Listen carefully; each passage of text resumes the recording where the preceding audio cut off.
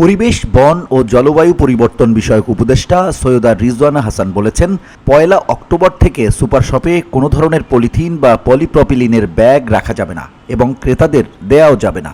বিকল্প হিসেবে সব সুপার শপে বা শপের সামনে পাট ও কাপড়ের ব্যাগ ক্রেতাদের জন্য রাখা হবে।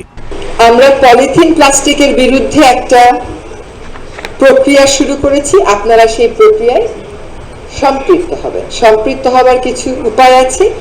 আপনাদের অফিসে, দপ্তরে কিংবা বাসায় আইন করে নিষিদ্ধ পলিথিন ব্যাগ আর রাখবেন না।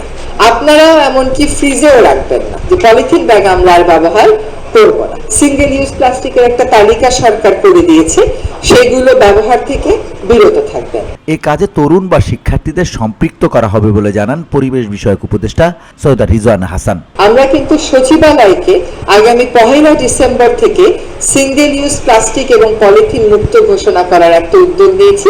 অন্তত আমি বলবো 98% সরকারি সভাতে প্লাস্টিকের বোতল দেখা যাচ্ছে না। তিনি জানান, 15 সেপ্টেম্বর থেকে প্রিন্ট ও ইলেকট্রনিক মিডিয়াতে 1 অক্টোবরের শপিং ব্যাগ নিষিদ্ধের বিষয়টি ব্যাপকভাবে প্রচার করা হবে। পত্রিকায় গণবিজ্ঞপ্তির কথাও জানান তিনি। এটা শুধু প্লাস্টিক বিরোধী একটা লড়াই না, এটা হচ্ছে পাট শিল্পকে পুনরুজ্জীবিত করার একটা লড়াই। এখন যদি আমরা কঠোর অবস্থানে না যাই, তাহলে আমরা পাটকে, কাপড়কে, কাগজকে কোনোভাবেই উঠিয়ে আনতে পারি।